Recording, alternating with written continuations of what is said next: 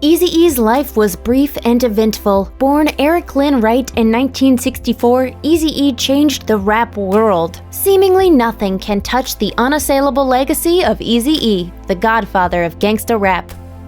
Eric Wright, otherwise known as Eazy-E, was born in Compton, California, a dangerous place to come of age in the 80s. After dropping out of high school in the 10th grade, he reportedly became a drug dealer in order to survive. Wright's future manager, Jerry Heller, wrote in his memoir, "You had to have a role. You had to be thug, playa, athlete, gangsta, or dope man." In the mid-80s, Wright set up a makeshift music studio in the garage of his parents' home, where he made his first recordings. He formed Ruthless Records with Jerry Heller in 1986, partly funding the company with money he made from dealing drugs, according to Vibe. He soon began collaborating with two local musicians who would come to be known as Dr. Dre and Ice Cube.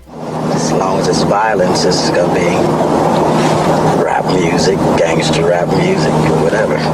They called themselves NWA. In 1988, NWA's album Straight Outta Compton went double platinum and pulled gangsta rap into the public spotlight. But despite being banned in many places, NWA sold 3 million copies of their Straight Outta Compton album. The rap group gained more infamy after the FBI issued NWA's distributor a warning letter after the release of the Police. Controversy followed NWA like a shadow. A few members faced criminal charges in the early 90s, including Dr. Dre, who became embroiled in a legal scandal after attacking rap artist and TV personality Dee Barnes, then a host of a rap show, in 1991. They grabbed me by my hair and started slamming me up against the wall.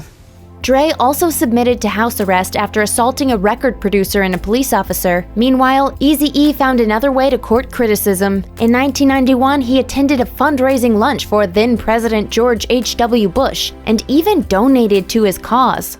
Before the Republicans realized it was all a computer foul-up, Eazy-E just sent in the money and was made an official member. Basically what I did is I paid $1,500 for $1 million worth of press. NWA didn't last. In 1989, Ice Cube left the group after a dispute about royalties. The rap group continued releasing music without him, with several tracks attacking Ice Cube for his perceived betrayal. Cube responded in turn, criticizing NWA, Jerry Heller, and Eazy on a number of solo tracks, most notably on No Vaseline. In 1992, Dre also became unhappy with Ruthless Records. He and fellow NWA member, the DOC, left to join Suge Knight's label, Death Row Records. Suge tried to destroy my record company with the help of others, Dre. Only 6 years after Eazy had started NWA, the rap group was over. What happened with NWA? Basically the breakup, I think it was like egos, I don't know. As early as 1994, Eazy began experiencing the symptoms of an apparent bout of asthma. It wasn't until early 1995, however, that he finally checked himself into the Cedars-Sinai Medical Center in Los Angeles. To his surprise, the doctors diagnosed him with AIDS. A hardcore rapper who celebrates sex, crime, and violence in his music is in a hospital tonight with AIDS. Eazy's condition worsened quickly. Knowing the end was near, he issued a statement to fans, warning them to, quote, learn about what's real when it comes to AIDS, and signing off with a final message. Just remember, it's your real time and your real life. In 2016, his son, Lil Eazy-E, recalled his father's final moments in an interview with Vlad TV. And I went to see him, and really more so just him kind of crying and me crying. So, you know what I mean? It was no more words. He took all of that street knowledge and hustling on the streets and brought it over to this thing that we was doing, you know what I'm saying? And super smart, creative. Eric Wright's spirit lives on in his 7 children, including his daughter, rap artist E.B. Wright, who began working on a documentary about her father's life in 2013. In 2015, she told the website That's Hot. Yeah, I mean, I'm just pretty much going to touch on every little thing that people want to know about and things that people don't even know that they want to know about yet. It's going to be very jaw-dropping, absolutely. That same year, Eazy-E was the subject of the Oscar-nominated film Straight Outta Compton, which charted the rise of NWA and was dedicated to Eazy. Actor Jason Mitchell portrayed him in the film. Not only do I get to rehumanize him, but I also get the ultimate challenge as an actor to really embody that person. More than any other musical genre, it seems like the world of rap is a particular magnet for tragedy. Sadly, all too many stars of hip-hop have died far too early, many at the peak of their fame and influence. Here are a few of the rappers who died tragically. The notorious B.I.G., Biggie Smalls, Christopher Wallace, whatever you want to call him, there's no doubt he was by far the dominant figure of the 1990s East Coast rap world. Biggie's two studio albums, 1994's Ready to Die and 1997's Life After Death, sold many millions of copies and rank among the most acclaimed hip-hop albums of all time. He had a hypnotic, eloquent, and inimitable flow, which brought to life many canonical, catchy, and catchphrase-generating smashes like Juicy, Big Papa, Hypnotize, and Mo Money, Mo Problems. And that's to say nothing of his affiliation with Junior Mafia or his star-making work with close friend and producer Sean Puff Daddy Combs. After leaving a music industry event in the early hours of March 9, 1997, Wallace was riding in the passenger seat of a Chevrolet Suburban when another vehicle drove up and opened fire. While no one was ever arrested or held accountable for the killing, the Los Angeles County Coroner's Office released their autopsy report 15 years later. According to the document, Wallace was shot 4 times. When Wallace arrived at Cedars-Sinai Medical Center, he was suffering a cardiac arrest event related to the shooting trauma and was soon pronounced dead. The notorious B.I.G. was just 24 years old. We look at death from a selfish side, like, that guy died, oh, it's so sad. Why is it sad? He's away from all of this bad stuff that's here on earth. In the 90s, the East Coast had Biggie Smalls, and the West Coast had Tupac Shakur. After cutting his teeth with Digital Underground, Tupac went solo, releasing 4 classic albums during his lifetime that showcased not only his guttural voice and his hard-as-nails views on the world, but also his versatility. Shakur released tons of music, but expressed himself with acting too, appearing in movies such as Juice, Above the Rim, and Poetic Justice.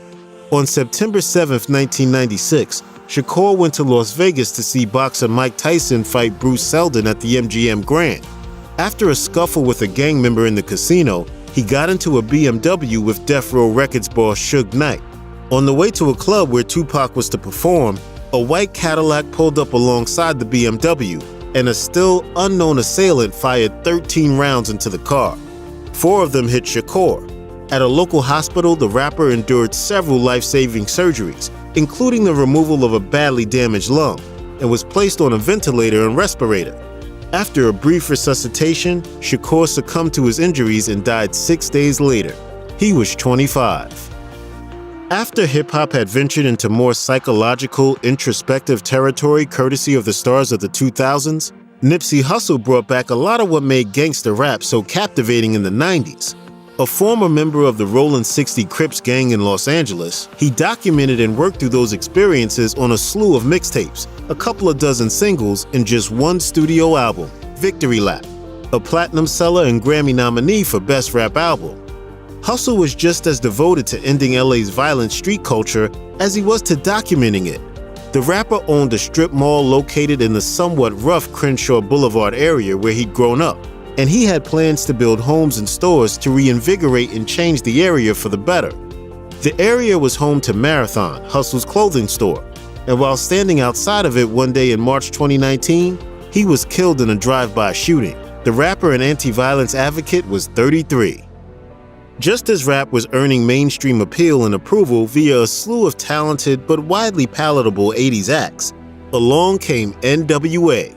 The group virtually invented gangsta rap, a subgenre that detailed the shocking and often violent world of inner-city Los Angeles, in which the group's members were born and raised. NWA brought a new kind of storytelling and a fresh point of view to popular music with albums like Straight Outta Compton, and also launched its members to stardom, and Eazy-E was among them. Otherwise known as Eric Wright, the gang member turned musician possessed NWA's most distinctive voice and contributed to some of the group's most iconic works. After an ugly feud split NWA in the early 90s, Eazy embarked on a highly successful solo career. In February 1995, Wright, who'd long suffered from asthma, checked into the intensive care unit of Los Angeles' Cedars-Sinai Medical Hospital. He assumed he was suffering from a worsening bout of asthma, but he was wrong. Shortly after, doctors diagnosed the rapper with AIDS. 10 days later, complications from the disease took his life. Eazy-E was 30. In 2010, Mac Miller made an auspicious debut with the mixtape Kids when he was just 18 years old. That spawned the hit Knock Knock, and in the following year, his first studio album proper, Blue Slide Park, topped the Billboard album chart. For the rest of the decade, Miller was among the most popular and prolific voices in hip-hop, producing for other rappers, starring on his own TV series, and releasing 4 more albums and many, many singles. But Miller's life was sadly struck down right at the peak of his fame. On September 7, 2018, a friend found Miller in his home in California's San Fernando Valley. Paramedics arrived to address what was believed to be a cardiac arrest and pronounced the rapper dead at the scene. A toxicology report from the Los Angeles County coroner ruled that Miller died from an accidental overdose of cocaine, alcohol, and the powerful painkiller fentanyl. He was just 26 years old. There were plenty of pop-savvy R&B trios around in the 90s, but TLC stood out from the rest, thanks to the distinct and charismatic personalities of its 3 members. The L in TLC was Lisa Left Eye Lopez, the rapping complement to her singing cohorts T-Boz and Chili. Left Eye performed memorable, acrobatic raps on almost all of TLC's many hits, including on Ain't Too Proud to Beg, Waterfalls, and No Scrubs. Lopez was also outspoken and assertive off the stage, and famously spoke out against the exploitative nature of the music industry on an episode of Behind the Music. This is how a group can sell 10 million records and be broke. And everyone, get ready to do your math. Lopez maintained a home in rural Honduras and was driving an SUV while visiting the country one day in April 2002. Tragically, she lost control of the vehicle and it ran off the road and turned over multiple times. There were 7 other people in the SUV, including Lopez's 2 siblings, the R&B trio Egypt, and 2 producers working on Lopez's documentary. All were treated at a hospital and released, but the accident killed the TLC rapper. Lopez was 30 years old. Back in the early 80s, the Beastie Boys were a group of New York rockers so taken with the city's burgeoning rap scene that they abandoned their punk rock sound to become a hip-hop group, but kept their hard rock backbone. Adam Horovitz, Mike Diamond, and Adam Yauch exposed suburban audiences to rap for the first time, and in doing so, became one of the genre's earliest and most successful acts. But tragedy struck in 2009 when Yauch noticed swelling in his throat. Tests revealed this swelling to be the result of a cancerous tumor in his salivary gland. The band canceled a slate of concert dates and delayed the release of the album Hot Sauce Committee Part 1. In a YouTube video released at the time, Yauch reassured his fans that there was nothing to worry about. And they've caught it early and it's not anywhere else in my body, and so that's the good news. Sadly, however, he didn't recover. 3 years later, Yauch passed away from complications of cancer at the age of 47. Horovitz and Diamond paid tribute to their friend when the group was inducted into the Rock and Roll Hall of Fame in 2012. Born in Jamaica and raised in New York, Dwight Myers took on the stage name Heavy D, and with his group The Boys, became the first act signed to influential R&B and hip-hop label Uptown Records. With and without the collective, Heavy D scored a slew of top-selling albums and pop radio-friendly hits, and did a fair bit of acting too, making appearances on a wide number of 90s sitcoms, chief among which was The Fresh Prince of Bel-Air. He also scored a recurring role as the operator of a restaurant frequented by the main characters in Bones. In November 2011, however, Myers collapsed at his Los Angeles home, and paramedics rushed him to Cedars-Sinai Medical Center. The hitmaker died in the hospital hours later at the age of 44. A month later, a Los Angeles County coroner investigation revealed the cause of Heavy D's sudden and mysterious death: a pulmonary embolism brought on by deep vein thrombosis. A blood clot had likely formed in his leg during a long-haul flight from London to Los Angeles, and it migrated to a lung, which held back blood flow and put pressure on his heart. Big Punisher's career was only getting started when his life came to a tragic end. After his first verse in 1995 on a couple of Fat Joe tracks, Big Pun released his debut studio LP, Capital Punishment, in 1998, and a year later, he was all over Collective Terror Squad's The Album.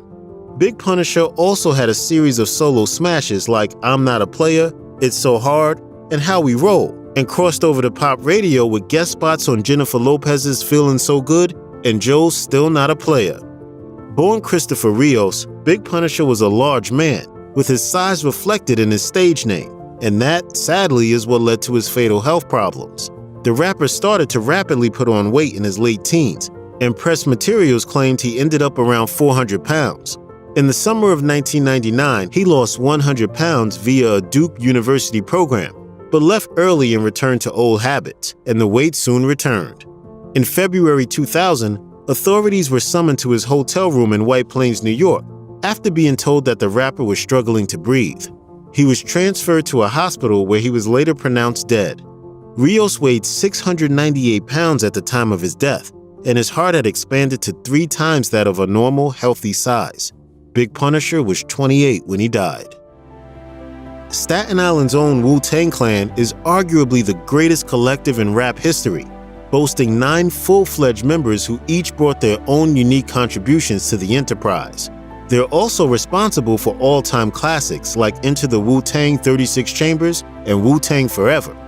Russell Jones, otherwise known as Old Dirty Bastard, is likely the most famous Wu-Tang rapper, what with his distinctive vocal range, wild style, and flair for both the dramatic and comical. Also known by the stage names Dirt McGirt, Osiris, and Big Baby Jesus, ODB shined on Wu-Tang standards like Protect Your Neck, along with his solo singles such as Got Your Money. In 2004, however, ODB was at a New York recording studio working on his 4th solo album, Osiris, when he suddenly collapsed without warning. By the time medical authorities arrived, the rapper was already dead. A few weeks later, the NYC Medical Examiner released the results of an autopsy. A toxic combination of cocaine and tramadol, a prescription painkiller, had caused a heart attack. ODB died just a few days before his 36th birthday. Many rappers try to convey a certain lifestyle of material success. These artists don't want to just talk about watches, jewels, and stacking paper. They also want to walk the walk, too. But it doesn't always work out like that. Here are some big talking rappers who've gone totally broke. For 50 Cent, cash flow at one point seemed to be endless. In 2015, the New York Post reported he'd sold almost 30 million albums, made a reported $60 to $100 million on his investment in vitamin water, had endorsement deals with companies including Reebok and Right Guard, and owned a successful record label and clothing company. The Washington Post estimated his net worth at $500 million in 2010. When 50 Cent filed for bankruptcy in 2015, he was making $185,000 a month, but $72,000 of that went to his 18-bedroom house, which is far from his only monthly expense. While he admitted at the time to have recently bought a Rolls-Royce, he said most of the cars, jewelry, and jets he showed off on social media were actually borrowed or rented. But his big problems came from the illegal stuff he did. As part of a feud he had with rapper Rick Ross, he decided to shame the mother of Ross's child in a truly disgusting way. 50 Cent purchased an adult tape of the woman, added a voiceover making fun of her, and put it online without her knowledge or consent. A judge ordered him to pay $7 million in damages. He was also found guilty of copying his G-Unit headphone design from another company, and a judge made him pay $17 million for that transgression. 50 Cent immediately filed for bankruptcy, saying these judgments plus other debts exceeded his $25 million net worth. According to Rolling Stone, he settled his bankruptcy case in 2016, promising to pay $23 million to his creditors over 5 years. MC Hammer probably had good reason to think the good times would never end. His 1990 album, Please Hammer Don't Hurt 'Em, is one of the best-selling hip-hop albums of all time. Forbes estimates that at the height of his success, Hammer's net worth was around $33 million. But just 6 years after the release of his super successful third album, he filed for bankruptcy in one of the most famous celebrity financial disasters of all time. First, there was the $30 million mansion. Then there were the costs of what is possibly the most epic entourage ever. Hammer employed 200 people on his payroll, reportedly to the cost of $500,000 every month. But Hammer told Oprah Winfrey that the real charge of maintaining such an operation could be, quote, $1 million a month at times. When he filed for bankruptcy, he said he had a 36-page list of several hundred creditors. There were no books written or no map to follow receiving $20 million or $30 million at one time. Hammer maintained that he didn't blow the money solely on himself, but rather spread it around to too many other people. Still, in 2011, he told Oprah that he wouldn't go back and change anything, even if he could. He believes in the butterfly effect and that if things had been different, he wouldn't have his kids or the peace that he has now. Lil' Kim wasn't lying in her song. It really has been all about the Benjamins for the rapper. Or rather, a lack of them, since she's reportedly had plenty of trouble paying her mortgage. CNBC reports her bank first started foreclosure proceedings on her New Jersey mansion in 2010, and in 2015, the two parties were still trying to work things out. But by 2017, a judge ruled that she'd had her chance. A year later, according to the Los Angeles Times, the bank foreclosed on the property and Kim filed Chapter 13 bankruptcy protection. Besides being over $650,000 behind on her house, she owed the IRS more than $1 million in back taxes. TMZ adds that she was $186,000 behind on legal bills and was $4 million in the hole overall. In 2018, she said she was making about $18,000 a month, but out of that she had to budget $2,000 for her staff, another $2,000 for her wardrobe, and $10,000 for travel. Kim was desperate to save the mansion she bought in 2002 and filed to stop it going to public auction, with the opening bid set at just $100. But the mortgage company said she was still missing payments. Kim had a major setback when the court decided she was in so deep that legally she was too broke to qualify for Chapter 13's specific type of bankruptcy. Bow Wow, formerly Lil Bow Wow, started releasing music when he was 13. Since then, he's had hit records and done some acting, so you'd think he'd have a decent amount of cash saved up over the years. But that couldn't be further from the truth based on what he told a judge in 2012. According to TMZ, during a child custody case, Bow Wow informed the court he made just $4,000 a month and only had $1,500 in his bank account. He also leased a relatively modest car.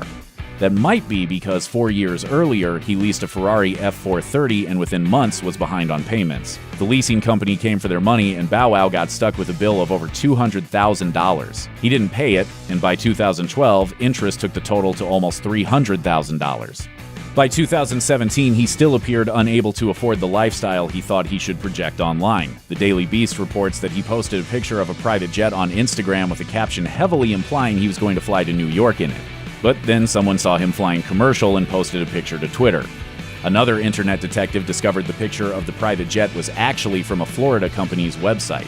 In 2018, he described money as being, quote, evil, and claimed he was giving his away to fans. So don't worry about him going broke. Maybe it's all going according to plan.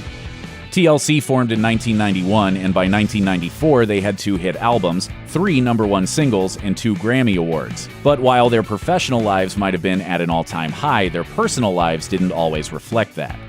This was especially true for the rapper of the group, Lisa Left Eye Lopez. In the early 90s, Lopez was dating football player Andre Rison, and to outside observers, their relationship was far from functional. At one point, Lopez said Rison abused her, although charges relating to the claims were eventually dropped. On June 8, 1994, Rison and Lopez got into a massive fight in their home. Things reportedly got physical on both sides, leading to Lopez grabbing some of his new sneakers and setting them on fire in a bathtub. The fire got out of control, and soon the whole house was in flames. We all stopped at once in unison. It's like we all stopped what we was doing and we looked up. It was black smoke just rolling from under the... Amazingly, Lopez skated by with a $10,000 fine and probation for an arson charge. Rison even forgave her and their relationship continued, but the mansion was insured by Lloyd's of London, and they were a lot less forgiving. The Guardian says the $1.3 million claim the company filed against Lopez forced her, and indirectly the rest of the group, into bankruptcy.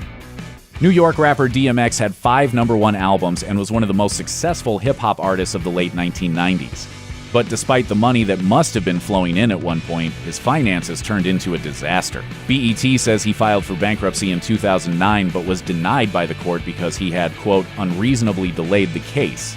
Things apparently didn't get better since he tried again in 2013, with his manager saying DMX's financial strains have been inhibiting his career for several years because of poor financial management by prior representation. DMX said he only had $50,000 in assets, earned as little as $1,677 a month, and was between $1 million and $10 million in debt, with obligations including $21,000 on a leased car and a whopping $1.24 million in child support. But the judge threw out this bankruptcy filing as well, citing inconsistencies that made DMX seem untrustworthy. DMX then filed yet another time in 2016. This time he said he owed even more money, had nothing in his bank account, and no assets at all except his house, which he was trying to save from foreclosure.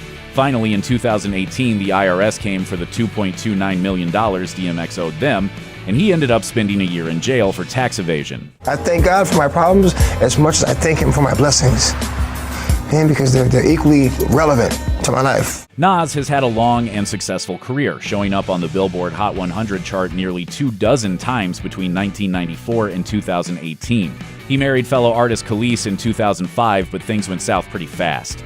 By 2009, she had filed for divorce while pregnant with their first child. Whatever bad things went on in their marriage, Nas's terrible financial situation became clear during the divorce. Essence says that while settling on the child support amount Nas would contribute, the rapper claimed he owed his manager $700,000 and the IRS millions. But he was still required to pay over $50,000 a month in support. He really might not have had the money, though, because before they were even divorced, Khalees said Nas wasn't fulfilling his obligations. The judge ruled he owed her $300,000 in back child support and alimony, according to DJ Booth. But Nas claimed paying the amount would bankrupt him. His lawyer argued he made, quote, substantially less than the $150,000 Khalees claimed Nas pulled down a month. He had to set up a payment plan to afford the bill. Then, in 2012, Nas lost his Georgia home when he failed to make mortgage payments. The bank took it and sold it at auction. Khalees wasn't the only ex not getting paid either. TMZ reported the mother of Nas's daughter took him to court in 2014 and said he was a repeat criminal non-supporter who owed her more than $11,000 in child support. Fat Joe released 10 albums before his first run-in with the Taxman in 2010. At that time, it was only $105,000 owed to the state of New Jersey, which he was able to pay back before facing major consequences. But by 2012, things had gotten a lot worse. Despite earning over $3 million in 2007 and 2008, Joe decided to not pay the more than $700,000 he owed the IRS on it, according to USA Today. He faced up to 2 years in prison, but before he was sentenced, he worked hard to pay the bill, simultaneously working to shore up his image with charitable donations. Reuters says Joe also accepted the blame, saying while there was, quote, a lot going on the years he failed to file, it was still his responsibility to do so. In addition, more than 60 people sent in letters on his behalf testifying to the quality of his character. Joe still served 4 months in prison. Perhaps the worst consequence of his behavior was that his 6-year-old daughter was taunted in school about her dad going to jail. But his daughter's woes must not have had that much of an effect on him, since in 2016, he once again found himself in hot water with the IRS. This time, he owed $1.1 million. In a 2019 interview, Joe implored young rappers to have a solid business plan and not to repeat mistakes he made, like spending millions of dollars on jewelry and private planes. I wish somebody I really respected would have really explained to me the importance of budgeting that money right. A rising star facing decades in prison, a Wu-Tang legend spiraling out of control, and a hip-hop icon who didn't know he was dying until it was too late. From Tupac to XXXTentacion, these rappers went on the record one last time before they died.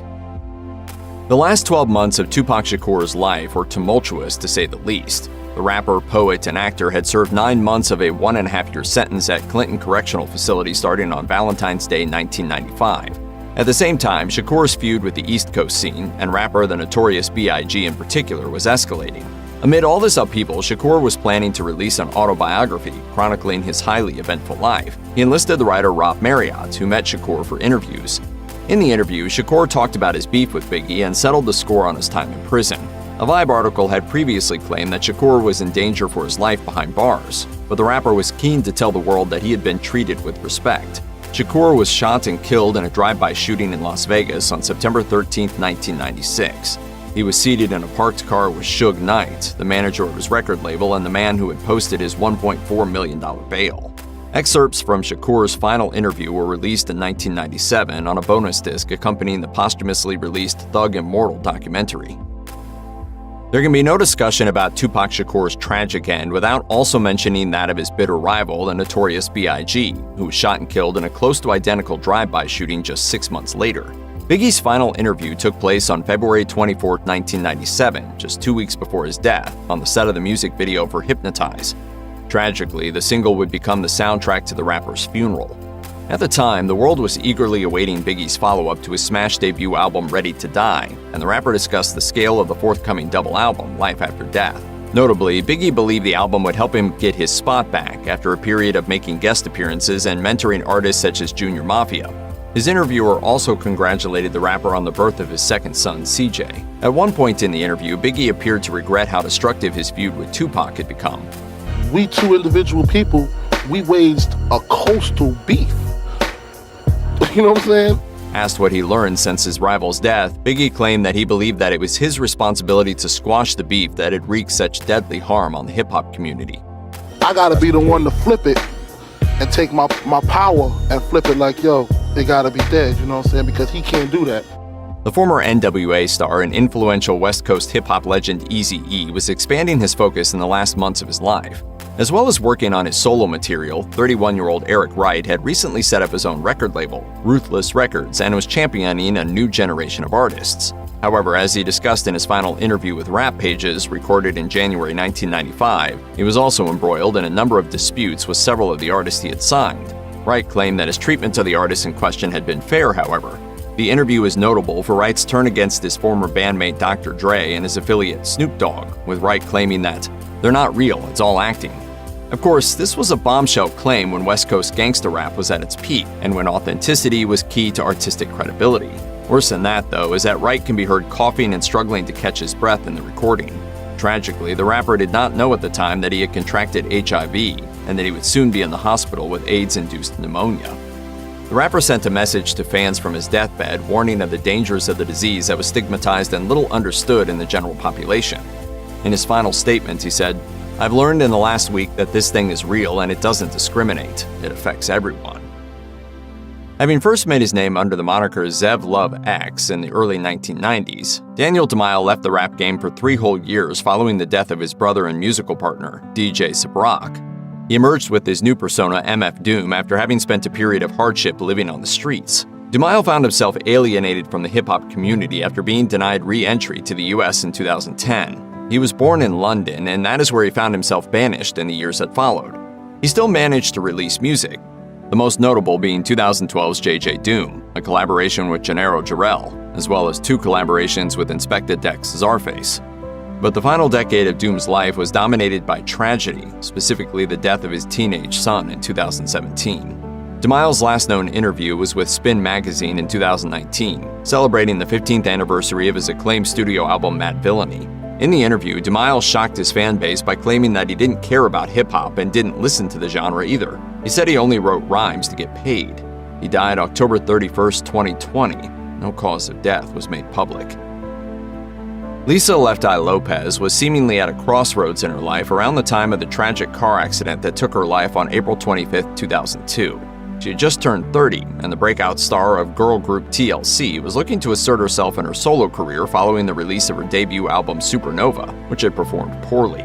Lopez's relationship with her TLC bandmates had become distant, and it is likely that the rapper was looking to shed her identity as a member of the group with the hope of finding greater artistic freedom.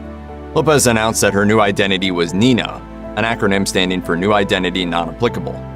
The fan site TLC Army suggests that the name was chosen by Suge Knight, the notorious owner of Death Row Records who had been in the car with Tupac Shakur when the rapper was shot. Lopez had recently signed to his new label, Thorough Records, for whom she was recording her second album. In her last television appearance, Lopez is seen seated with Knight, claiming that her new label was a family with a lot of love.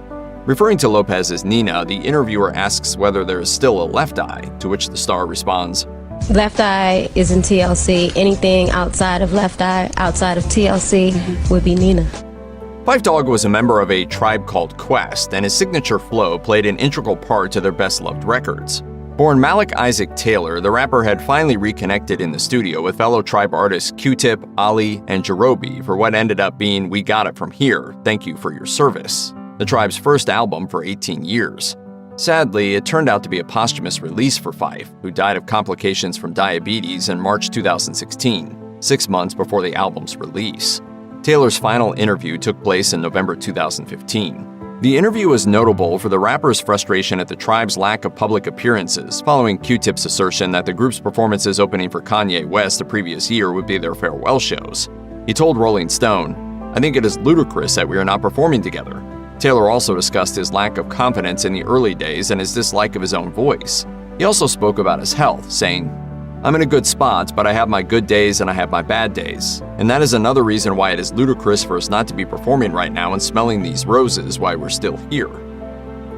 Hermias Asghedom, aka Nipsey Hussle, was shot and killed outside his Marathon clothing store in Los Angeles on March 31, 2019. He was 33, and his star had been rising prior to his death.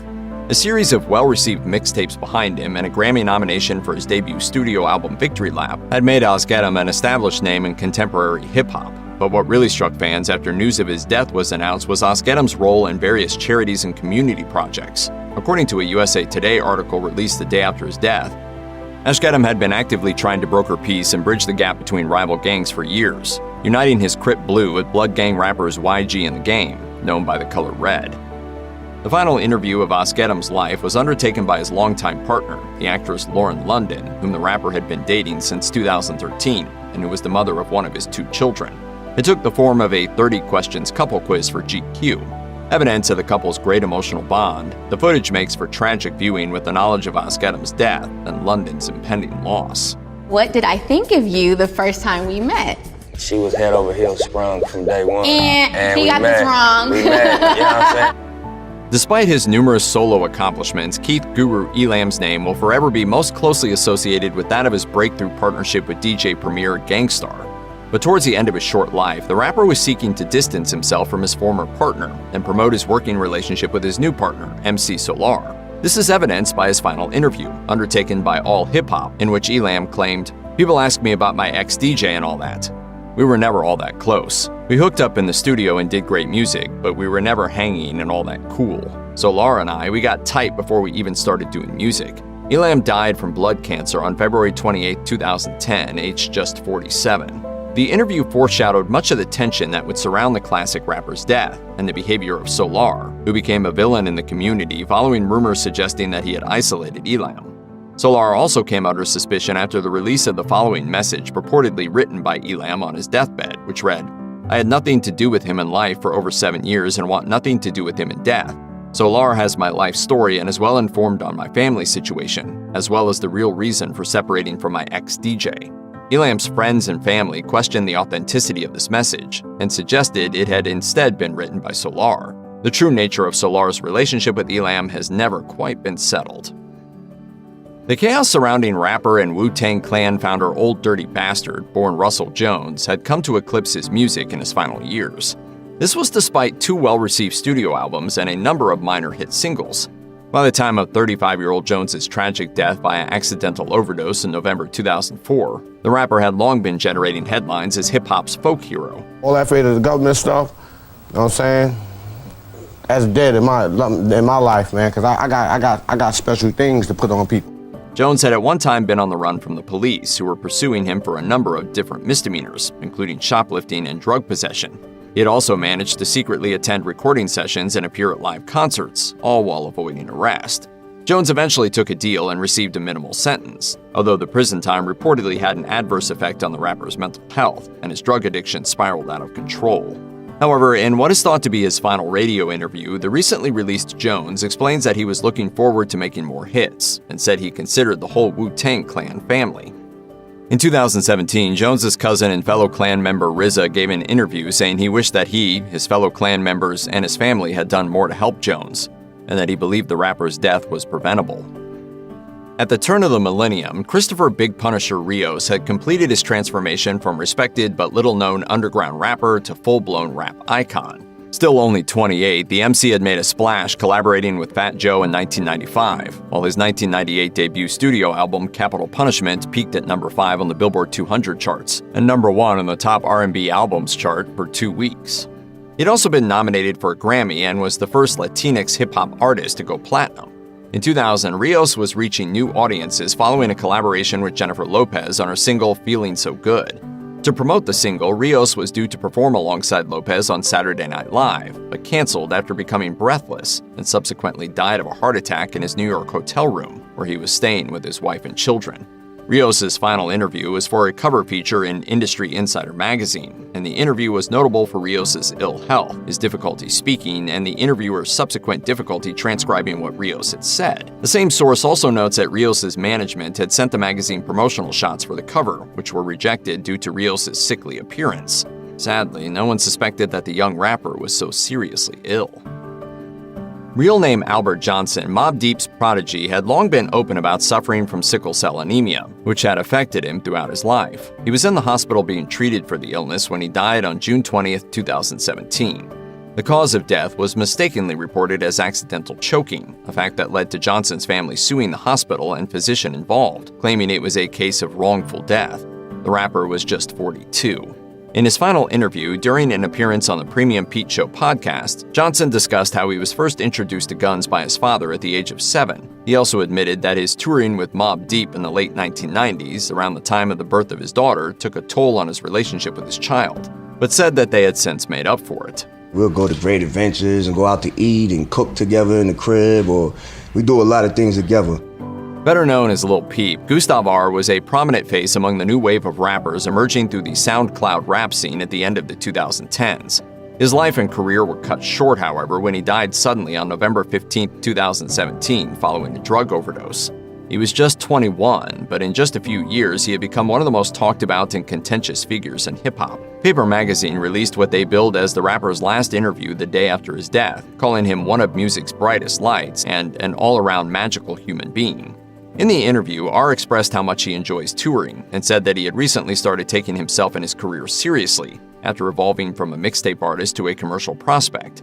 He was also thinking about his future as an artist, saying, "I want to go deep into fashion. I want to go maybe into acting. There's a lot of stuff I would like to go into. I want to do a lot of different things and dive into different worlds. I feel like I'm a creative and I want to take advantage of that." 20-year-old Jesse Onfroy, who went by the stage name XXXTentacion, was under modified house arrest when he undertook the final interview of his life. A journalist from the Miami New Times knocked on his door after finding the rapper's address on a discarded parking ticket. The subsequent article, published the day before his death from gunshot wounds on June 5, 2018, was more of a profile than an account of what Onfroy had to say. Following the news of his death, however, Miami news website Jitney Books approached the journalist Tarpley Hitt to get a sense of her 2.5-hour-long conversation with the late rapper. Onfroy was facing up to 30 years in prison for a range of crimes that included aggravated battery of a pregnant victim, domestic battery by strangulation, false imprisonment, and witness tampering. He derided the Me Too movement in the interview, claiming that it had inflated his alleged crimes and damaged his career. But the rapper also spoke about his spirituality, saying that he read the Quran and even believed in astrology and in witches. Onfroy suggested that his ex-girlfriend had performed witchcraft, specifically money spells, which he claimed had a real-world effect. Better known as MCA, the Beastie Boys' Adam Yauch was open with his fans about his health after being diagnosed with cancer in 2009. In a statement at the time, Yauch explained, "I just need to take a little time to get this in check, and then we'll release the record and play some shows. It's a pain in the neck, because I was really looking forward to playing these shows, but the doctors have made it clear that this is not the kind of thing that can be put aside to deal with later."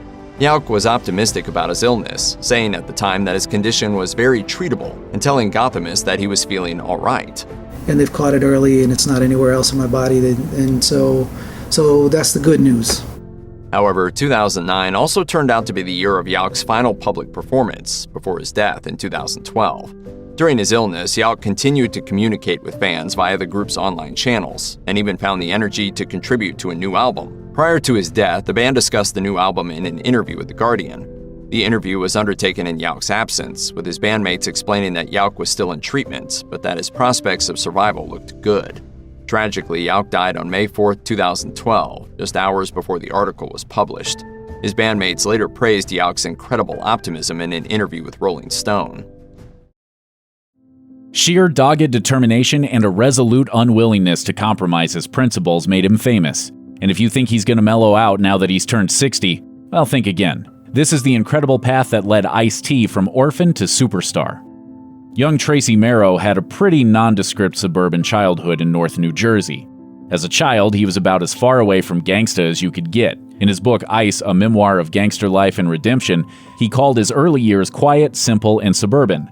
When Tracy was in the 3rd grade, his mother, who was only in her early 30s, died of a massive heart attack. We were watching TV, and she just leaned her head back and started breathing hard. My father, we lived in a duplex house, and he was just like, "Go next door." That left young Tracy to be raised by his father and a paternal aunt. But only 4 years later, his father passed away of the exact same cause. Ice recalled that he didn't shed a tear over either parent's death. He said, "Everybody in the family was bugging out that I didn't cry when my father died. They remembered how I hadn't shed a tear for my mother either. But I just wasn't built like that, wasn't wired like that. Even as a 12-year-old kid, I knew I was going to have to make it on my own, and my survival instincts were kicking in." Shortly after his father's death, Ice moved to LA to live with another aunt. He described a slight case of culture shock in an interview with the AV Club, saying, "Welcome to LA. Hey, guess what? We've got gangs. Something I wasn't dealing with in New Jersey and New York." For a while, he bused to school in upper-class Culver City. Later, he and some friends decided they would rather attend Crenshaw High. The only problem was that Crenshaw was a notorious Crip school. Ice and his buddies avoided gang harassment by simply inventing one. He recalled, "There was like 3 or 4 of us who came from that group and went to Crenshaw. We actually created a fake gang. We told people we were part of the Hillside Crips. We had them thinking there was hundreds of us. We created this other, I guess you could say, shell corporation that didn't actually have backup, but it kind of kept people off of us." Ice's personality and charisma helped sell the lie and endear him to the school's shot callers. Despite cozying up to gangs, Ice was still a good kid. He made every effort to keep his grades up, but in 12th grade he got his girlfriend, who was 2 years younger, pregnant. He decided the only way he could provide for his new family was by joining the Army.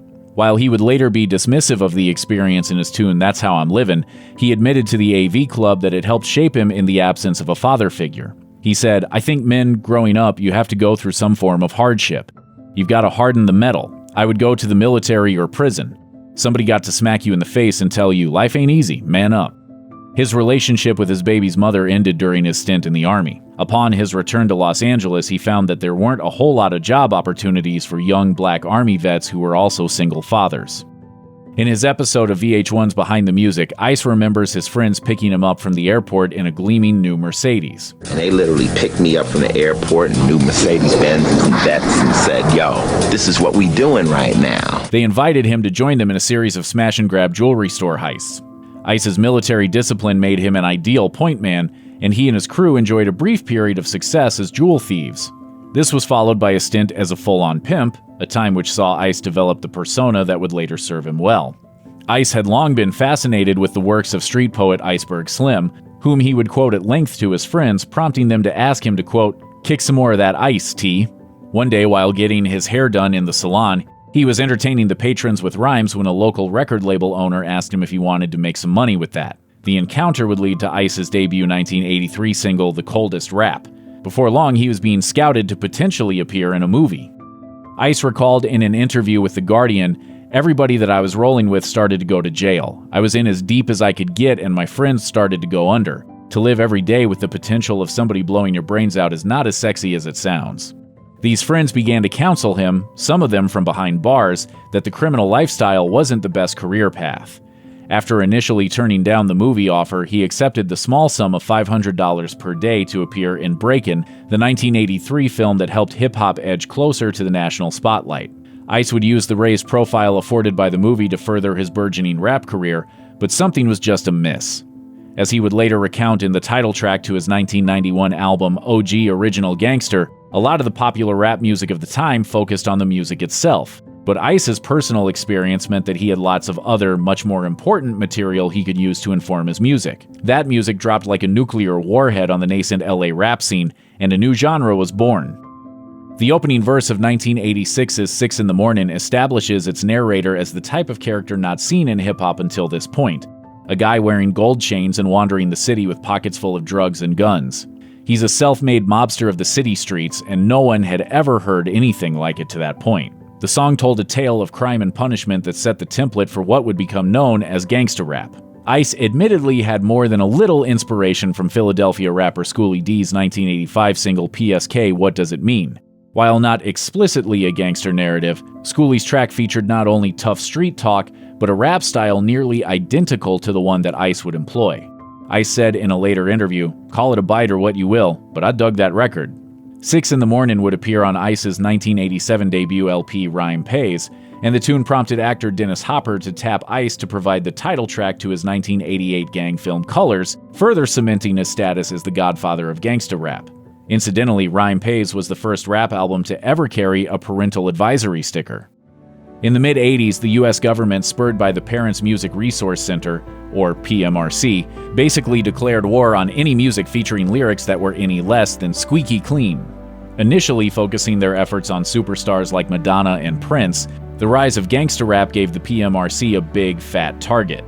Ice-T, never one to mince words about anything, had plenty to say about it. On the title track to his tellingly titled third album, The Iceberg, Freedom of Speech, Just Watch What You Say, Ice leveled the PMRC and the city of Columbus, Georgia, which had taken to locking up artists under its indecency statute. He pointed out the futility of censorship and the hypocrisy of sworn defenders of the First Amendment seemingly being willing to tear it to shreds. The real fun started when Ice released the debut album by his all-black heavy metal band Body Count, which featured a song called Cop Killer. This is a very angry song, a song about rage. In the midst of a re-election campaign, then-President George H.W. Bush and Vice President Dan Quayle became obsessed with the song. The world was treated to the bizarre sight of then-NRA President Charlton Heston reading the song's lyrics context-free and in a deadpan monotone. I got my 12-gauge sawed off. I got my headlights turned off. I'm about to bust some shots off. I'm about to dust some cops off. The tune's cry of rage against police brutality didn't exactly endear Ice to the law enforcement community, which made his next career move a bit puzzling. Ice confounded everybody by appearing in Mario Van Peebles' 1991 gangster epic New Jack City, playing perhaps the most unlikely role anyone could think of. He portrayed an undercover cop working to infiltrate a crime syndicate. Ice's life experiences made him a perfect fit for the part, and he absolutely killed it, parlaying the appearance into a steady stream of film roles throughout the 90s. As his rap career began to wind down later that decade, he accepted a 4-episode guest spot on Law & Order Special Victims Unit, a new spin-off of the Venerable series. Hitting it off with the cast, he lobbied to join the show permanently. Nearly 20 seasons later, he's still a key part of the ensemble. Ice pointed out to Jimmy Fallon that Gunsmoke currently holds the record for longest-running primetime drama, and expressed his optimism that SVU will take that crown. If it seems a little surreal that the OG rapper has pulled down a steady legal paycheck for 2 decades playing a cop, well, Ice wouldn't necessarily disagree. Asked by Fallon if he ever pictured himself appearing on TV while growing up, Ice replied, America's Most Wanted, maybe. Ice has long asserted, even as far back as his Behind the Music episode in 1999, that he views the entertainment industry as one great big hustle. If that's true, then its obsession with reality TV must have looked like the biggest, easiest hustle of them all. In 2011, he and wife Coco Austin signed on for the E! reality series Ice Loves Coco, which for 3 seasons detailed the day-to-day lives of the original gangster and his bride. In true Ice-T fashion, he decided to end the series in 2014, not because its audience was declining, but simply because he was bored and ready to move on to the next thing. Ice said in an interview, "You can only do so much with reality TV. When you're doing reality television, at some point you start to loop. You get it. I play video games. I eat sausage sandwiches." Ice has plenty more in the pipeline, but he and Coco will always have a memento of their time as reality stars. Their baby daughter Chanel was born shortly after the show's run and is one of the only babies in the world that has hundreds of thousands of Instagram followers. In addition to his regular SVU gig, Ice has branched out as the host of Oxygen Network's In Ice Cold Blood, a true crime series focusing on particularly lurid acts. And he's not done with music. He continues to tour and record with Body Count, and they're no nostalgia act. Their 2017 album Bloodlust was warmly received by fans and critics, and the band quickly returned to the studio for their next LP. Their shows are as full of energy and righteous fury as ever. For fans who want a pure, unfiltered hit of tea, look no further than Ice's Twitter account, which he maintains diligently and sprinkles liberally with the kind of no BS common sense wisdom those familiar with his music have come to expect. He may be as old as your dad, but he created one of the most controversial music genres of all time, loves video games, knows how Twitter works, and makes kick-ass metal albums with his awesome band. Talk about turning tragedy into triumph. Even after finally hitting it big, the Notorious B.I.G.'s career was marred with legal troubles, coastal rivalries, and a feud with a former friend that ended in both their untimely murders. Here is the tragic real-life story of the Notorious B.I.G. Christopher Wallace was born on May 21, 1972 in Brooklyn, New York, to Voletta Wallace, a Jamaican preschool teacher. When the future hip-hop star was just a toddler, his father left the family, leaving Voletta to care for her son as a single mother.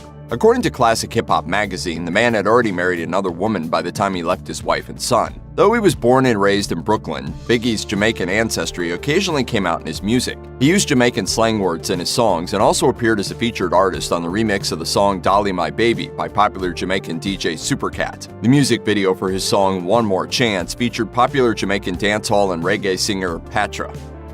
Long before he donned the names Biggie Smalls and the Notorious B.I.G., Wallace was big in another way. He struggled with his weight even as a child, which earned him his childhood nickname Big. He eventually incorporated this into his MC name. 15 years after his murder, the Los Angeles County Coroner's Office released his autopsy report, which indicated, according to CNN, that Wallace weighed 395 pounds at the time of his death. At times, Wallace's weight played to his advantage in his life. Aside from using it as his MC names, the Notorious B.I.G. and Biggie Smalls, he also discussed his weight in his songs. One of Wallace's most successful songs was his second single from his first album, Big Papa. In an early recording when he was still underground, guaranteed raw, the teenage MC referred to himself as, quote, the heavy-set brother from Fulton Street.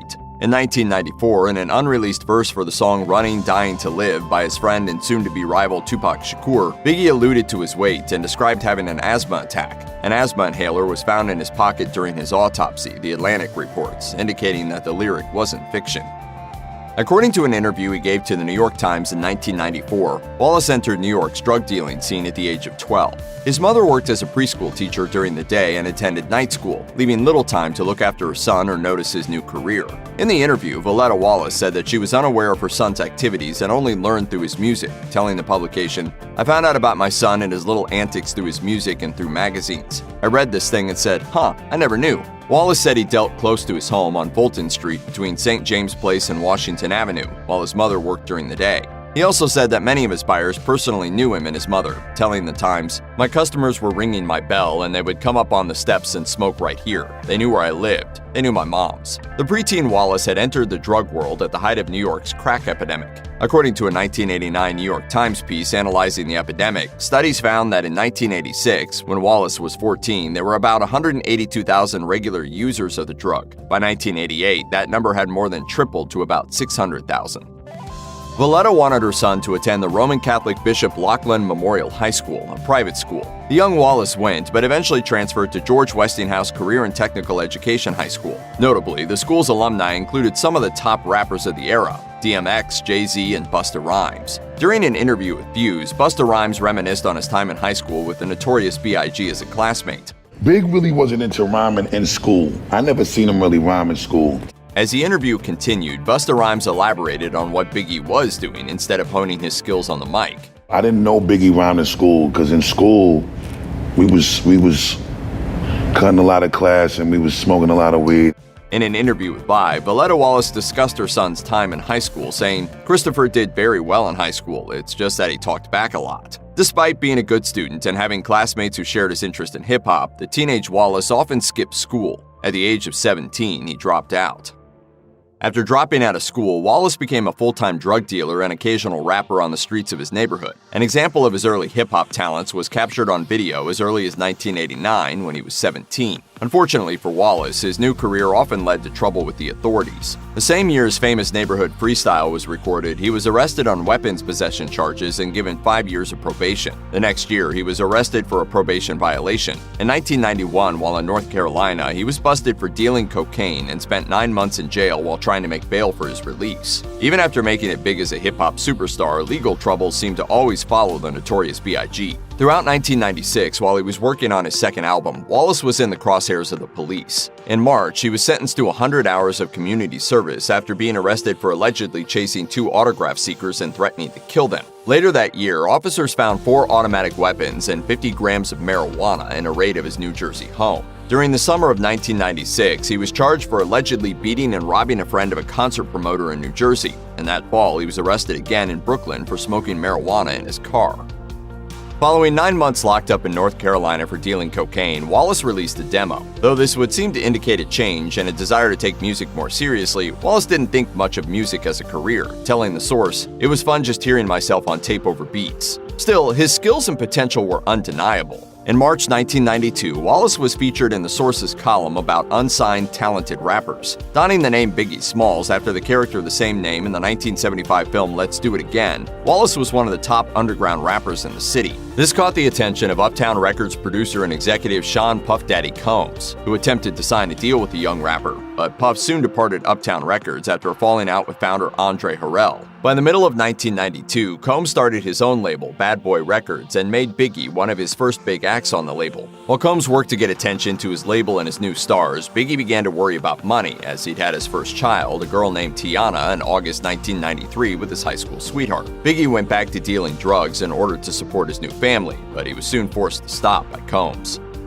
While working on his first album as a member of Bad Boy Records, Biggie came across one of the top artists in the world, Tupac Shakur. Tupac had already released 2 critically and commercially successful albums by 1993, and the pair grew close as Shakur acted as a mentor and older brother figure to the up-and-coming rapper. According to Vice, Wallace would sleep on Tupac's couch when he traveled to Los Angeles, and Shakur would spend time in Biggie's neighborhood when he was in Brooklyn. At one point, Wallace questioned whether he should stay with Combs and Bad Boy Records, to which Shakur responded, "Nah, stay with Puff, he will make you a star." On September 13, 1994, Ready to Die was released to the public. Within 2 months, the album certified gold. Ready to Die was lauded for its beats, lyrics, and Biggie's unmatchable flow.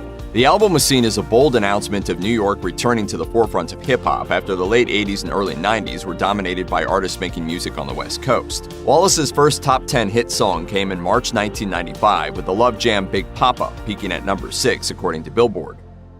On November 29, 1994, Tupac Shakur was shot multiple times in an act of armed robbery in the Quad Studios lobby. Wallace and others were upstairs waiting for the arrival of the rapper. Following the shooting, Shakur accused Combs and Wallace of orchestrating everything, ending their friendship. First, a little context. Back in 1991, former NWA member Dr. Dre and Suge Knight united to form Death Row Records in Los Angeles. The label's early success saw the West Coast take the reins from the East Coast as hip-hop's center. Dan Sharness, a music history associate professor at New York University's Clive Davis Institute, discussed the rivalry to AM New York, saying, "The artists felt that when they came to New York, they didn't receive the same acceptance and admiration as when New York artists came to LA, because the West Coast were more popular simply from a sales perspective than anyone at the time on the East Coast." Only 2 days after he was shot, Tupac was convicted of first-degree sexual abuse and was sentenced to 18 to 54 months in prison. This was the main reason why he was in New York when he was shot, and it led to another major event in this period. Suge Knight posted $1.4 million to get the troubled rapper out of jail and quickly signed him to death row.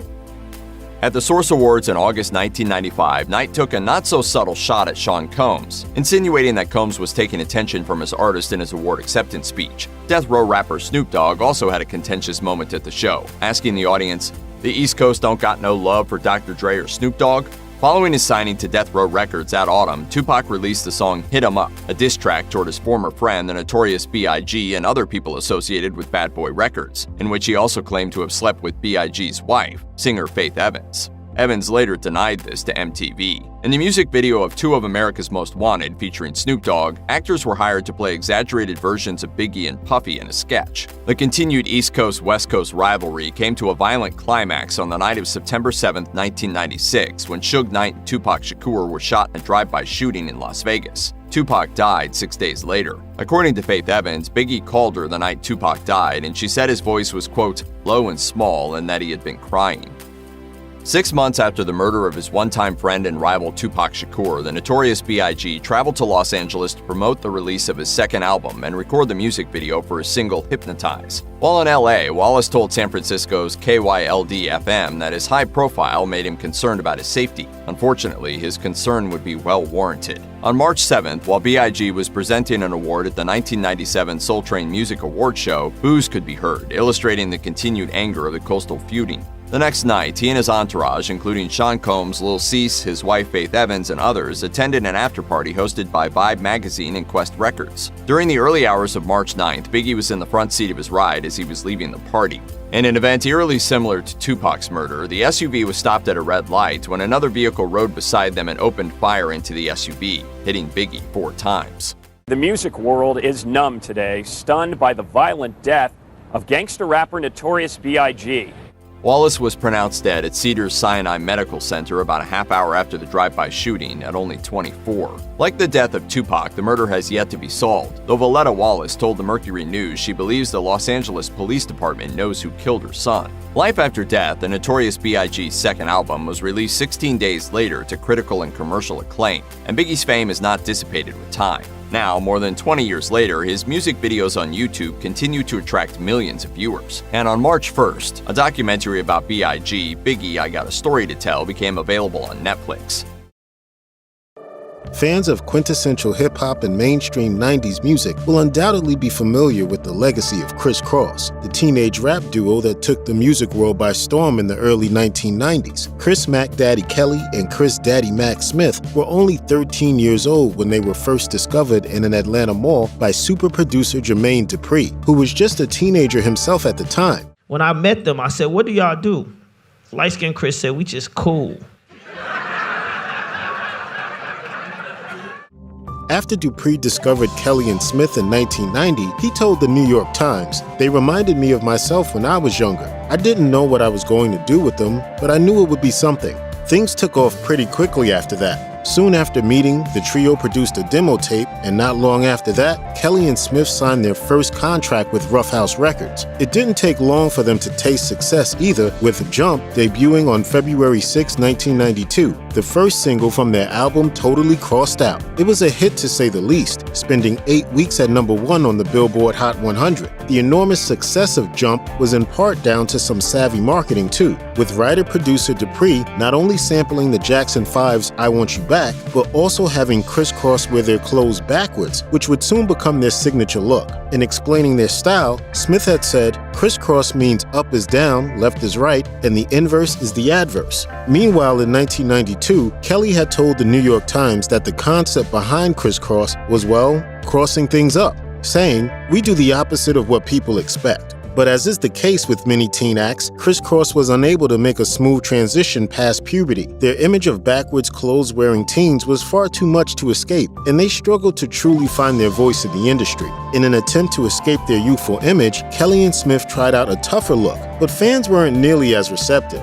4 years after forming, Kris Kross parted ways, before either member had reached the age of 20. Their final album was 1996's Young, Rich, and Dangerous. Although Kelly and Smith would reunite for several tours over the next 2 decades, tragedy soon shook up what was once a promising young pair of musicians. On May 1st, 2013, Chris Kelly was discovered unresponsive at his Atlanta home. Despite a speedy transfer to a local hospital, Kelly passed away later that day, with an autopsy later revealing that he had died of a drug overdose that included heroin and cocaine. In a joint statement released by music label So Def and Kelly's mother, Donna Pratt, the musician was remembered as kind, generous, and fun-loving. Pratt also revealed that Kelly had a history of drug addiction. Kelly had a number of other controlled substances in his body when he died, including alcohol, prescription painkillers, and Valium. After his death, his mother claimed the former rapper had survived similar episodes in the past, even once having brought Kelly home to recover after a similar episode had occurred. Tragically, Kelly was unable to escape his addiction, and the combination of drugs and alcohol on May 1st proved fatal to the young ex-rapper. Kelly was just 34 years old. In a statement remembering his friend and colleague, Jermaine Dupri said, "To the world, Chris was Mac Daddy. But to me, he was a son I never had. When I think about it, I spend more time with Chris and Chris than damn near anybody in my whole life. So you can imagine how bad this hurts. I will always love you, Chris, and I will never let the world forget you. May God bless your soul." Having met in the first grade, Chris Smith had known Kelly long before they formed Kris Kross together. After Kelly's death, Smith said, "Chris Kelly was my best friend. He was like a brother. I love him and will miss him dearly." Legendary late rapper Juice WRLD, born Jared Anthony Higgins, planned to celebrate his 21st birthday on his trip home to Chicago on December 8, 2019. But his homecoming quickly turned into a tragedy. Higgins first rose to fame on SoundCloud with his 2017 EP Juice WRLD 999, and then landed a deal with Interscope Records when he was only 19 years old. He hit the Billboard music charts with the 2018 song Lucid Dreams, and earned Billboard's Top New Artist Award in 2019. Higgins had arrived in Chicago on a private plane, which was met by law enforcement officers. They had received a tip that guns and drugs were on board the plane, and they searched the plane per the New York Times. They discovered 3 firearms, 6 bottles of liquid codeine cough syrup, and 70 pounds of marijuana in 41 vacuum-sealed bags. 2 men traveling with Higgins, who worked as his bodyguards, were charged with illegal weapon and ammunition possession. During this search, however, Higgins had a medical emergency. He went into convulsions and was given Narcan, a medication designed to help those overdosing on opiates, but it wasn't enough to save him.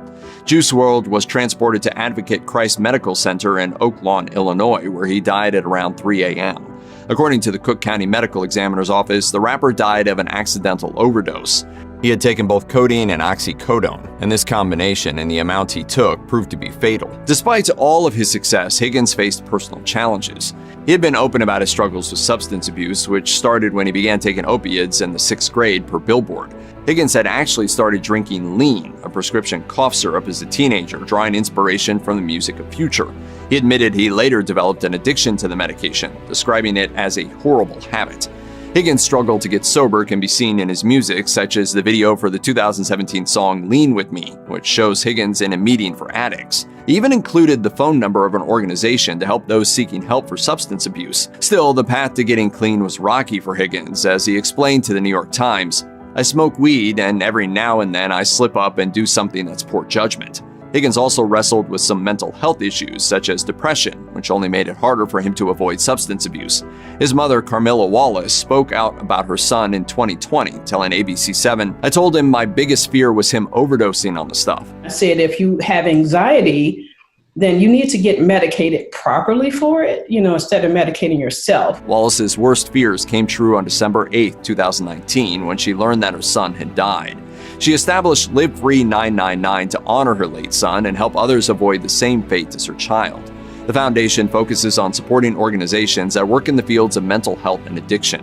The foundation celebrated the rapper's life and work with the inaugural Juice WRLD Day in his hometown of Chicago on December 9, 2021. His mother told ABC7 at the foundation, "I hope it's what he wanted, was a legacy of healing, to let people know that you don't have to suffer alone." In December 2021, Higgins' posthumous album, Fighting Demons, was released, and it included his collaboration with Justin Bieber on the song Wandered to LA. A clip of Higgins talking about his mental health issues accompanied the video for the song. His all-too-short life was also the subject of the HBO documentary Juice WRLD Into the Abyss.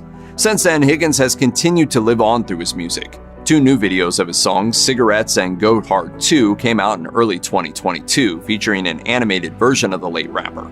The Go Hard 2 video featured some new lyrics, including the line, "Had to put them Xannies down, it was tearing me apart." These lyrics seem especially poignant as they reflect Higgins' long and difficult battle with the substance abuse that eventually cost him his life.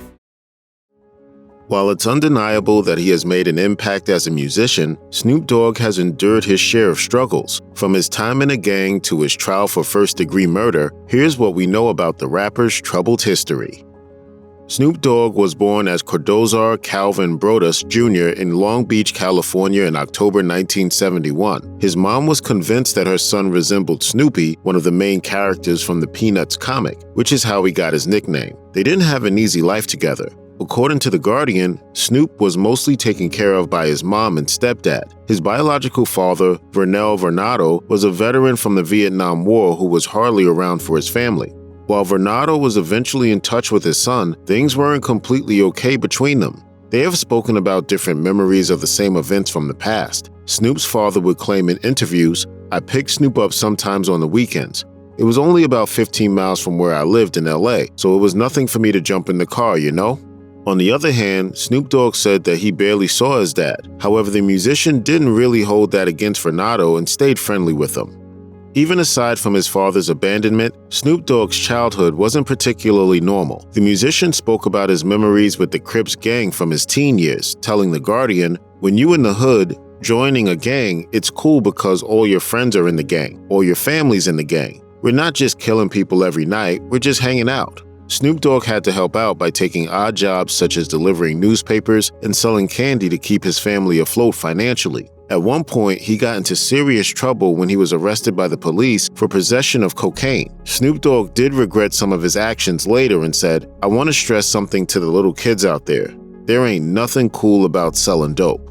He added that he ended up selling drugs because he perceived it to be cool. Nothing came out of it and he had to spend time in jail. The charges resulted in a 6-month sentence in jail where the aspiring musician killed time by amusing his peers with rap.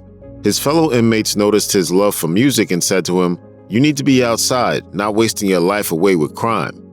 As a musician, Snoop Dogg didn't quite know what to expect when he first got into the industry. Things were more chaotic than he anticipated at the time. He embraced what the Los Angeles Times called a hardcore gangster persona, but he decided to change his ways later, learning from his experiences. Also, his friends mentioned that he didn't let his fame get to him and was down to earth despite becoming a household name. In fact, he would often visit his old friends and acquaintances without a second thought. He wasn't as tough as he seemed either. According to Rolling Stone, when the musician started working on a gig that involved coaching young football players, he teared up when the team lost one of their games. Snoop said, "I mean, I really cried at the end of the game. Tears in my eyes. I was that hurt." Snoop Dogg ended up tackling an unexpected controversy in the 1990s when he was charged with first-degree murder. Snoop and his ex-bodyguard, McKinley Lee, both were arrested and accused of the 1993 shooting of a rival gang member, Philip Waldemariam. It was a scary time for the musician, who wondered whether he would be with his family again. In the book The Dogg Father, The Times, Trials, and Hardcore Truths of Snoop Dogg, the musician said that he had to live with uncertainty for 3 years before he was eventually acquitted. He also said that it was only about self-defense at the time and there was nothing else to the tale. Snoop Dogg wrote that the prosecution was determined to come up with an entirely different story. Snoop was 24 years old by the time he was declared not guilty. When the verdict was announced, Snoop Dogg said, "I have been praying to God for this. I prayed on it. My family prayed on it." He emphasized to MTV News in an interview shortly after his acquittal that while he had been involved with gangs, his co-defendant had not. He said Lee acted in self-defense. McKinley Lee has never, ever, ever, ever been involved with gangs. The case definitely affected Snoop. He spoke to Fat Man Scoop in an Instagram chat in early 2021 and said that he changed his writing style after the court case and avoided rapping about death. Basically, he didn't want to glorify death anymore because his perspective had been significantly altered. He told Scoop, "On my second album, The Dogg Father, when I beat my murder case, I redirected my pen to write life because I felt like I had wrote death all up until that point." For Snoop Dogg, some of his toughest experiences involved his friends. He lost fellow musician Tupac Shakur in 1996. According to The Independent, the musician found a way to honor his friend and got him a spot in the Rock and Roll Hall of Fame in 2017. Tupac Shakur was really close to Snoop, who, according to his memoir, considered him to be closer than a brother. He added, "Sometimes, if you're lucky, someone comes into your life who'll take up a place in your heart that no one else can fill. Someone who's tighter than a twin, more with you than your own shadow." Also, according to Jet magazine, it was Tupac Shakur who convinced his friend to focus on his marriage and give it another shot when he was confused about his relationship. Snoop called him a true friend. Snoop suffered another heartbreak in 2021 when he lost his friend, hip-hop musician DMX, who was 50 years old at the time of his death. He participated in a memorable rap battle with Snoop in 2020. Remembering the battle, Snoop told Jimmy Fallon on The Tonight Show that their fans got, quote, "a chance to see two dogs that naturally loved each other celebrate each other under the name of hip-hop." He said that the two, quote, "had God in the building with us that night," adding that the two first met at a concert in the 1990s. That makes me feel good about DMX's transition to know that he's off to a better place and he's finally got his angel wings. Snoop Dogg did not have the easiest relationship with his wife Shantae. The couple started dating when they were teenagers and they decided to tie the knot in 1997, years after they started seeing each other. They faced a rough patch in 2004 and nearly got divorced, but Snoop realized that he couldn't do without his wife and children. He got rid of the divorce papers and went back home. Snoop was quoted as saying, "I made a mistake, so I'm trying to get back right." He also told MTV, "I was trying to get a divorce, but I went back home and I fell back in love with my wife and kids. A lot of times you get cloudy." He added that the music industry is a rough place and can distract a person from what's truly important. According to Jet magazine, Snoop believes that being with his family has been really good for him and considers Shantae to be his closest confidant, someone who knows his secrets and roots for him anyway. Also, she helped out Snoop by taking on managerial duties and looking after her husband's business. Snoop said, "She has my back. It's cool having someone you can trust 100%. In a statement after appointing Shantae as his manager, Snoop said, "Shantae has been guiding my career behind the scenes from day one. She has always been my final gut check with all my decisions, and I wouldn't be where I am today without her. I am grateful to have her as my official manager, helping to build the Snoop Dogg empire together." Today I'm gonna have to say that she's always right. Life has been tough for Snoop's daughter, Corey Broaddus. She chose to open up about her health troubles in a moving Instagram video in May 2021. I've been going through a lot, right?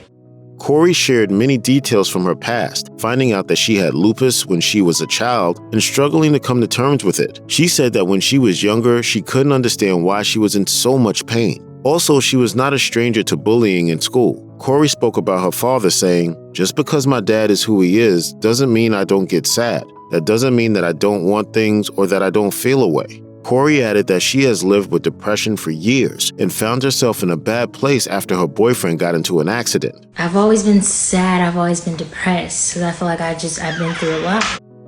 Corey isolated herself and attempted to take her own life while trying to deal with her demons. Paramedics rescued her and she is now working on her recovery. She added that suicide isn't worth it and it's important to collectively work on our mental health. Snoop Dogg has been in and out of prison on many occasions. In his book, he mentioned that he had been treated unfairly in the past and was stuck within the criminal justice system.